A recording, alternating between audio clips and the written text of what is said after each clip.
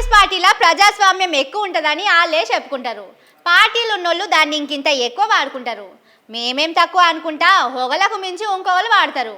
అది అటు తిరిగి ఇటు తిరిగి రేవంత్ సార్కే తలకాయ నొప్పి పెడుతున్నదట. అందుకే ఇయాలో పెద్ద మనిషిని పెట్టుకొని అందరు కూడా మాట్లాడుకున్నారు. బజార్లో పడ్డ ఇంటి పరువును కాపాడుకుంటానికి కాంగ్రెస్ వాళ్ళు మస్తు తిప్పల పడుతున్నారు. అలిగినోళ్లను అలగనోళ్లను అందరినీ పిలిచి ఇయాల హైదరాబాద్ లో మీటింగ్ పెట్టుకున్నారు. గ్రామ పంచాయతీ ఓట్ల గురించే మాట్లాడుకున్నామని బయటికి చెప్పినా గాని లోపట మాత్రం మొత్తం వేరే ముచ్చట మీదనే నడిచిందట. మొన్న మరలబడ్డ ఎమ్మెల్యేల మీద ఢిల్లీకి వెళ్ళొచ్చిన మేడం గరమైందట. పార్టీని బద్నాం చేస్తున్నారని కోపం చేసిందంటున్నారు. ఏమన్నుంటే లోపట మాట్లాడి తెంపుకోవాలి గాని ఇట్లా పార్టీని సర్కారును బజాట్లకి ఇడుస్తారా అని కోపం చేసిందట. అనిరుద్ధ్ రెడ్డి సారు మాత్రం తగ్గేదేలే అంటుండట.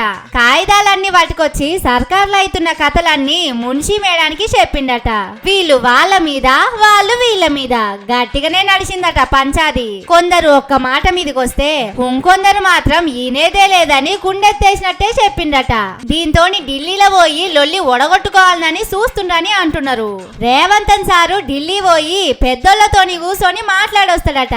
కానీ ఎన్ని చేసినా ఫాయిదా లేదంటున్నారు. ఓ దిక్కు పబ్లిక్ తిట్టుడు, ఇంకో దిక్కు మంత్రులు ఎమ్మెల్యేల షికాయట్లతోని కథ కొసకొచ్చిందంటున్నారు. పాపం ఎట్లనో ఏమో పోన్రి, అన్ని కష్టాలు రేవంత్ సార్కే వస్తున్నాయి. ఇక్కడ ప్రతిపక్ష పోలను తిట్టాలన్నా సారే బయటికి రావాలి, పబ్లిక్ తోని తిట్ల పడాలి, అటు ఢిల్లీలోతోని మాటలు పడాలి. పేరుకే ముఖ్యమంత్రి అయిన సంబరం గాని కొచ్చడి సర్కారు ముండ్ల మీద కూసున్నట్టే ఉన్నదట.